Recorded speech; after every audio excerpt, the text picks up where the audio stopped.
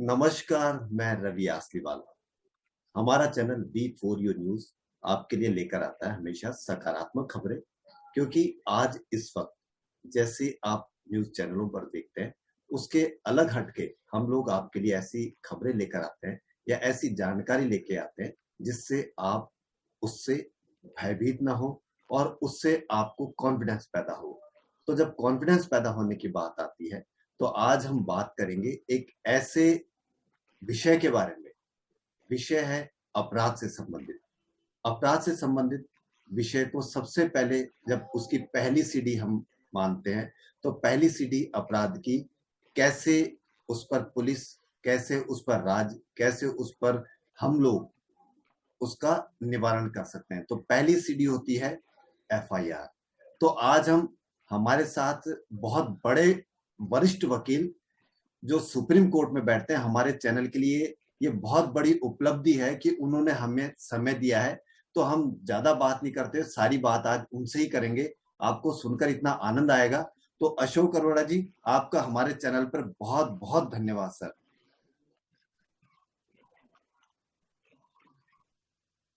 नमस्कार। तो सर आप सबसे मैं एक पहले हाथ से नमस्कार कर रहा हूँ क्योंकि मैंने एक हाथ से मैंने सर बहुत बढ़िया सर, आपको हमको देखना ही मैं सर। आपसे मैं क्षमा चाहता हूँ। एक हाथ से नमस्कार इसलिए कर रहा हूँ क्योंकि एक हाथ से मैंने लैपटॉप पकड़ा हुआ है। सर सबसे पहले तो जो एफआईआर की बात है सर, ये ठीक है, एफआईआर बताइए। ओके। एफआईआर क्या चीज होती है सर, ये बताएं सर। एफआईआर तो जैसे नाम से ही है ना, फर्स्ट इंफॉर्मेशन रिपोर्ट। तो फर्स्ट जो आप पहली इंफॉर्मेशन देते हो किसी भी पुलिस थाने में, उसको एफआईआर कहते हैं, फर्स्ट इंफॉर्मेशन रिपोर्ट। उसका नाम ही फर्स्ट इंफॉर्मेशन रिपोर्ट है। तो सर ये आप और बताइए, क्या आपका मुद्दा क्या है, तो उस हिसाब से हम फिर बात करें। मेरे को एक दो प्रश्न साथ में ही पूछ लीजिए आप। सर मुद्दा यह है कि जैसे एफआईआर के नाम से हर आदमी घबरा जाता है, तो उसका क्या तो बचाव है, और इस एफआईआर में ऐसा क्या हो जाता है कि आदमी उसके नाम से ही पूरा देश और जिसके भी नाम से ये दर्ज हो जाती है वो इतना घबराता है जिसकी हद नहीं। तो एक आम आदमी के पास क्या तो इसके अधिकार है और क्या इससे बचाव हो सकता है सर, क्योंकि आपसे बढ़कर इसके बारे में कोई नहीं बता सकता सर। नहीं, आप ऐसा एफआईआर से बचाव की बात नहीं करनी चाहिए हमें। एफआईआर क्यों होती है, क्या होता है, इस पे हम चर्चा करते हैं। बचाव क्या, जिस जहां भी कोई जुर्म होता है, कोई भी लॉ ब्रेक करता है, तो उसकी इंफॉर्मेशन ये सभी सिटीजन्स की ड्यूटी है। मतलब बल्कि कोई कॉग्निजेबल ऑफेंस जिसको हम कहते हैं, कि जो पुलिस अपने आप इन्वेस्टिगेशन कर सकती है, उसको कॉग्निजेबल कहते हैं। जैसे मर्डर, रेप, चोरी, मार पिटाई, अटेम्प्ट टू मर्डर, एक्सीडेंट। तो ऐसी कई चीजें हैं जिनके बारे में ये हर एक सिटीजन की ड्यूटी है कि जब भी कोई कसूर करता है या जुर्म करता है, उसकी इंफॉर्मेशन पुलिस को देनी चाहिए। उसी इंफॉर्मेशन को एफआईआर कहते हैं। और वो उस एफआईआर के बाद फिर पुलिस अपना इन्वेस्टिगेशन शुरू करती है। इससे बचाव की बात नहीं करें हम, कैसे कानून अच्छा बने, कैसे लोग सामने आके बात करें। अब विटनेस ही नहीं होता है, सबसे बड़ी बात अब एफआईआर के साथ ये जुड़ी है। अब देखिए कि एक्सीडेंट हो जाता है, लोग देखते हैं, या मर्डर हो जाता है, या रेप होता है, तो लोग, रेप में तो खैर विटनेस का चांस कम होता है, लेकिन रेप में तो प्रोसिक्यूटरी सी विटनेस होती है मेन। लेकिन आम जो दंगे फसाद जो होते हैं, या मर्डर वो होता है, या चोरी होती है, तो एफआईआर के बाद फिर विटनेसेस का रोल आता है। और एफआईआर करना भी हर नागरिक का फर्ज है। ये कानून में लिखा गया है, एफआईआर ना करना भी एक अपराध है। अगर आपके सामने कोई अपराध हुआ है तो पुलिस को बताना चाहिए। आज पुलिस कई बार बिल्कुल ही हेल्पलेस हो जाती है क्योंकि विटनेस नहीं मिलता है। आपको जैसिका लाल मर्डर केस पता होगा, बड़ा मशहूर एक केस हुआ हिंदुस्तान में, उस पर फिल्म भी बनी जैसिका पे। तो उसमें क्या हुआ, देखिए, 200 लोग जो नामी गिरामी जो लोग थे, बड़े रईस जादे और अच्छी पावर के लोग थे, वो 200 लोगों में से कोई सामने ही नहीं आया विटनेस देना। आप देखिए, तो कोर्ट का और पुलिस का काम कितना मुश्किल हो जाता है जब तो इस बात पे हमें जरूर चर्चा करनी चाहिए कि जैसे वो बड़ा एक अच्छी सी एक कहावत है कि लोग किसी को मारने आए पड़ोसी को तो कोई गया ही नहीं, किसी ने मदद नहीं करी, दूसरे को मारने गए तब भी नहीं मदद करी, तीसरे को गए तब भी नहीं करी, फिर अगली बार वो उसको मारने आ गए तो मदद कौन करने आता। तो ये सोचना चाहिए कि सोसाइटी में ये सोशल एक हमारा जो नॉर्म है, हम मिलजुल के रहते हैं, एक ब्रदरहुड जिसको कहते हैं, भाईचारा जिसको कहते हैं, तो ये भी भाईचारे का पार्ट है कि हमें कोई भी जुर्म होता है उसके लिए विटनेस जहाँ है जो है वो बोलना चाहिए। और एफआईआर के बाद फिर इन्वेस्टिगेशन शुरू होता है, उसमें विटनेसेस का रोल आता है, उसमें पुलिस का रोल आता है कि पुलिस कैसे इन्वेस्टिगेट करती है, फिर उस पर साइंटिफिक एविडेंस क्या है, जैसे आजकल तो व्हाट्सएप वगैरह सब हो गए, तो उसको कैसे एविडेंस उसका गैदर किया जाए, जिसको हम साइबर क्राइम भी कहते हैं कि जो लैपटॉप से या इंटरनेट से सब ये ऐसे क्राइम होने शुरू हो गए, अब तो क्राइम ये ज्यादा होते हैं, तो उसका एक अलग से कानून है कि उसमें क्या क्या होता है। लेकिन वापस उसी बात पे आते हुए कि एफआईआर करनी चाहिए, और एफआईआर के साथ साथ विटनेसेस को और सोसाइटी को दे शुड मेक श्योर एक जो कहते हैं कि पुलिस पे जो जो चेक्स एंड बैलेंसेस होता है उसकी बकायदा खबर रखनी चाहिए कि क्या हुआ है। और एक और बात एफआईआर के साथ जो जुड़ी है, मैं समझता हूँ वो बहुत जरूरी है। जैसे वो एक बीएमडब्ल्यू केस हुआ था, आपको पता है दिल्ली में कितने 5-6 लोग मारे गए थे, बॉम्बे में ऐसे बहुत केस हुए, जो कई रईसजादे होते हैं जो स्पॉइल ब्रैट्स कहता हूं मैं उनको, बिगड़े हुए बच्चे जो हैं, तो वो जो गाड़ी तेज चला के एक्सीडेंट कर देते हैं, लोग को मार देते हैं, उस पे मैं समझता हूँ कि लोगों को एक एक ऐसा ऑफेंस है, एक तो मैं समझता हूँ उसको नॉन वेलेबल बनाना चाहिए, क्योंकि आप 6 आदमी भी मार दो अगर गाड़ी के नीचे तो वो वेलेबल ऑफेंस है आज, लेकिन उसको कानून को सख्त बनाना चाहिए। और मैं समझता हूँ कि जिसकी गाड़ी है उसको भी सजा का प्रावधान होना चाहिए, क्योंकि अगर माँ बाप अपने बेटे को 16-17 साल के बेटे को इतनी बड़ी गाड़ी दे देते हैं कि चलाओ, तो माँ बाप को भी सजा होनी चाहिए, जो ओनर है गाड़ी का उसको भी मैं समझता हूँ प्रावधान में लाना चाहिए। और इस बात पे मैं जरूर समझता हूँ कि सोसाइटी को एक विजिलेंट रहना चाहिए, बिल्कुल जागरूक रहना चाहिए कि अगर आप सोचो जो एक सोल ब्रेड विनर होता है सोसाइटी में, किसी फैमिली का एक यंग बच्चा या कोई सोल ब्रेड विनर, उसको अगर वो बच्चा जो है जो भी स्पॉइल्ड ब्रेड बिगड़ा हुआ बच्चा मैं कहता हूँ अगर मार देता है, तो उसको इमीडिएट मैं समझता हूँ कि जेल होनी चाहिए, और उसकी बेलेबल ऑफेंस नहीं रहना चाहिए, उसको नॉन बेलेबल करना चाहिए, ताकि एक मैसेज जाए। और साथ में जो ओनर है उसको भी साथ में पकड़ के बंद करना चाहिए, क्योंकि सोसाइटी लेकिन ये कहती है छोटो बच्चा है, छोड़ो बच्चा है, ये एक तरीका ठीक नहीं है, ये एक अच्छी सोच नहीं है कि छोड़ो बच्चा है, उसकी लाइफ का सवाल है, उसका करियर, अरे उसकी लाइफ और करियर उसको गाड़ी उठा के देखना चाहिए था पहले। जब बंदा मर गया जिसका परिवार टोटल अनाथ हो गया, या जो यंग बच्चा या किसी की डेथ हो गई जिसका फैमिली मेंबर, उसके बारे में नहीं सोचते। तो ये चेक्स एंड बैलेंसेस जो कहते हैं, एक सोसाइटी को क्या नुकसान हुआ उसको भी मद्देनजर रखना चाहिए। ये नहीं कि वो यंग बच्चा है, यंग ही होगा, 16, 17, 18, 20 साल का बच्चा जो होता है वो यंग बच्चा ही होता है जो, लेकिन हर रोज मार रहे हैं तो क्या होता है। लेकिन माँ बाप को भी पता होता है, ले जा गाड़ी ले जा, रईस जाते जो बिगड़े हुए होते हैं कि ले जा गाड़ी, कोई बात नहीं, मार भी दिया तो क्या, मैं बेल करा दूं। तो ये एक अप्रोच बदलनी चाहिए सोसाइटी को, ये सोचना चाहिए। एक मार्टिन लूथर किंग का बड़ा अच्छा कोट है कि injustice anywhere is threat to justice everywhere. अगर कहीं भी इनजस्टिस होता है तो उससे पूरी सोसाइटी में एक रिदम नहीं रहता है। मतलब ये सोचो जिसकी सोसाइटी में जिस फैमिली का, जिस परिवार का बच्चा मर गया या जिस परिवार का एक कर्ता मर गया, उस परिवार पे क्या बीतेगी, उसके बच्चों पे क्या साइकोलॉजिकल असर होगा, ये भी सोचना चाहिए। तो इसीलिए हम बात आपसे करते रहेंगे रवि जी किसी ना किसी इशू पे। तो आज सर, का मतलब हाँ नहीं, बिल्कुल सोसाइटी बिल्कुल आपने सर सही ऐसा बताया। नहीं करे, जिसको भी पता लगे वो खट से, आजकल तो ईमेल हो जाता है, फोन से कर दो, आपको जाने की जरूरत नहीं है, फोन कर दो, ईमेल कर दो, व्हाट्सएप कर दो पुलिस स्टेशन में, और रिपोर्ट भी करना चाहिए और विटनेस देने के लिए सामने आना चाहिए। जिसने जो देखा है वो बताए। वो जो कबीर साहब हमारे कहते हैं, हर धर्म में आता है कि साच बराबर तप नहीं और झूठ बराबर पाप, जाके हृदय साच है ताके हृदय आप। तो हम हिंदुस्तान में रहने वाले कबीर के जो इतने भक्त हैं, और हर रिलीजन में हिंदू, मुस्लिम, सिख, क्रिश्चियन, जैनिज्म, बुद्धिज्म सब वाले, और जो ईश्वर को नहीं भी मानता उसके लिए भी सच बोलना तो सबसे जरूरी होता ही है। तो सच बोलना बहुत जरूरी है। सच के सामने फिर कोई नहीं टिकता है। सच की जो भी सच है उसकी रिपोर्ट करनी चाहिए, और जो भी सच देखा है वो पुलिस को बताना चाहिए, और इस चीज से घबराना नहीं चाहिए। पुलिस की भी मैं समझता हूँ ये ड्यूटी है कि जो सच्चे विटनेस हैं उनको अच्छे से उनका आदर करे।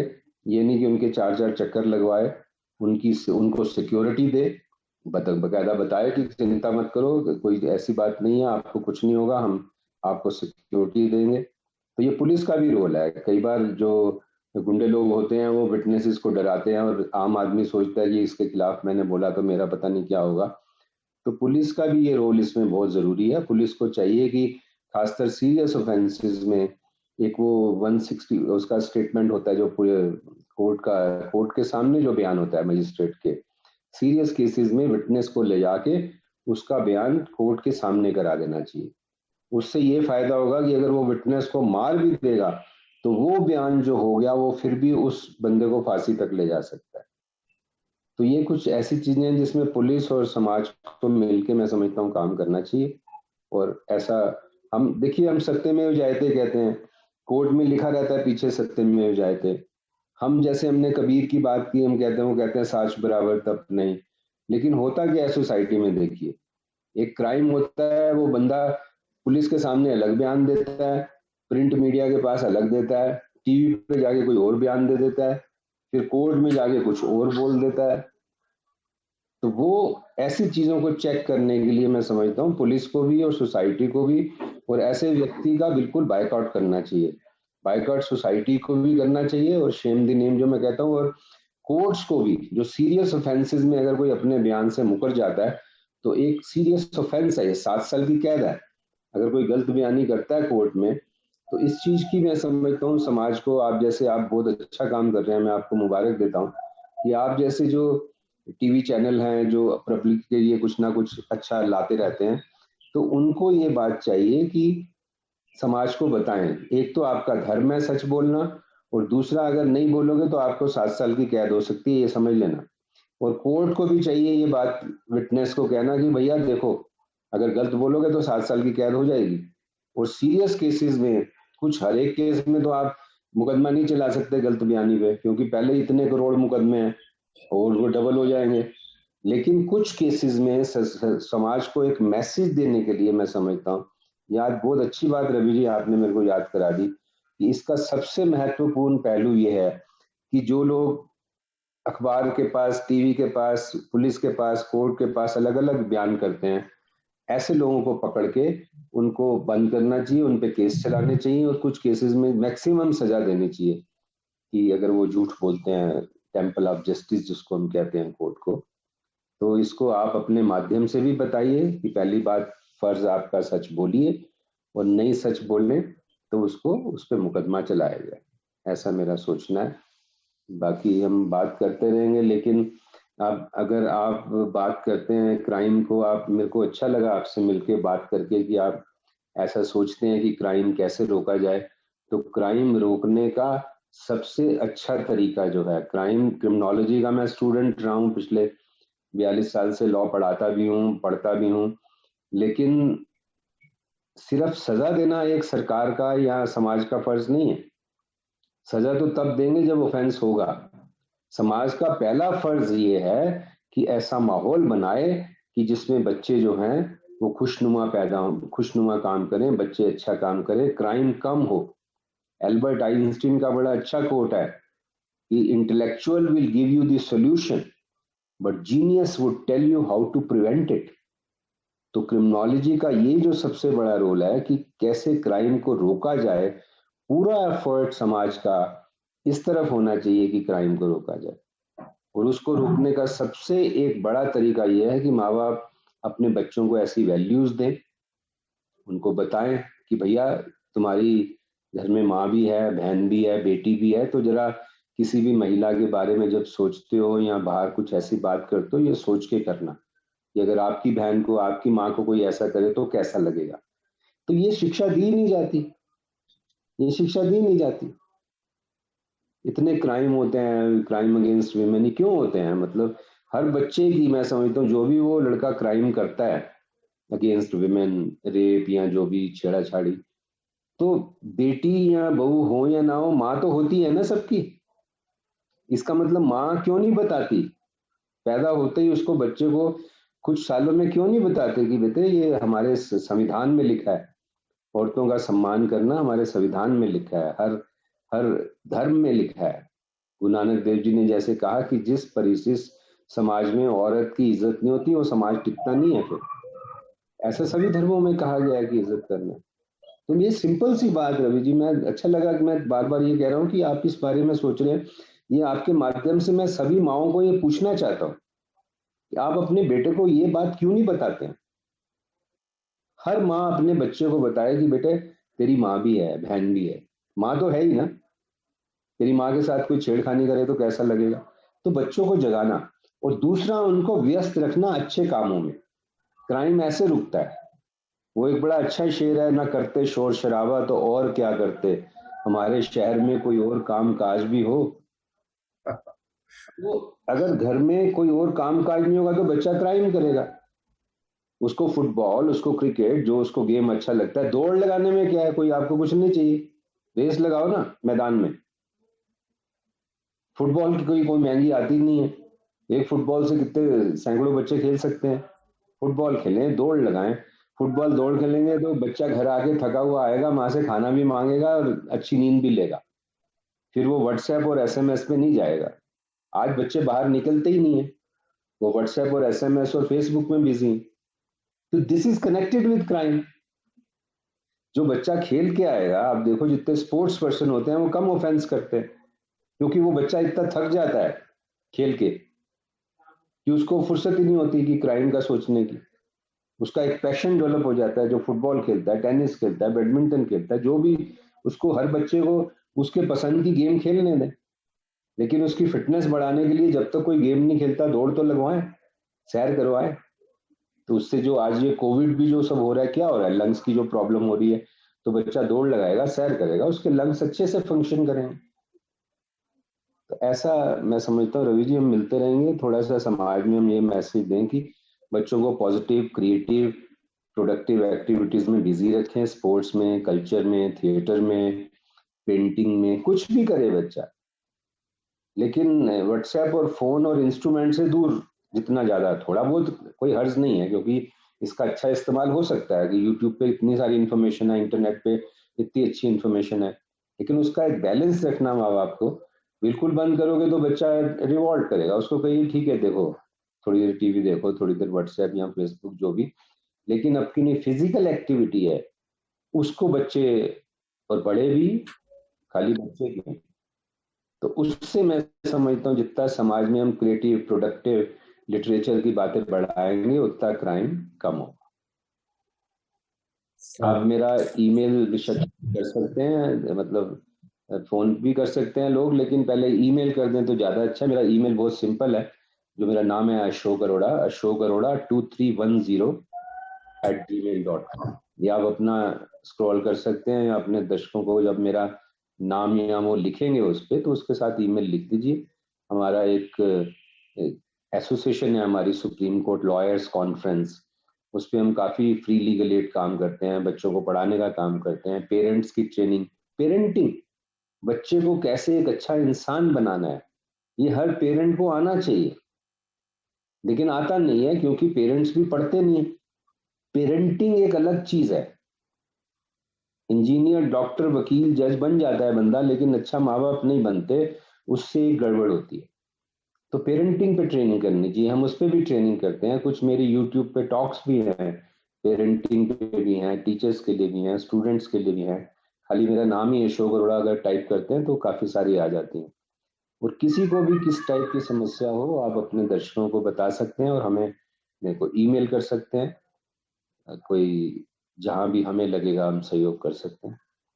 तो मिलते रहेंगे। धन्यवाद रवि जी। कोई और प्रश्न है आखिरी में तो पूछ लीजिए एक आधा, फिर मेरी एक मीटिंग है एक्चुअली 6 बजे। सर प्रश्न क्या है सर? प्रश्न नहीं है, आपसे इतना ज्ञान मिला है सर कि कैसे अपराध को हम रोक सकते हैं।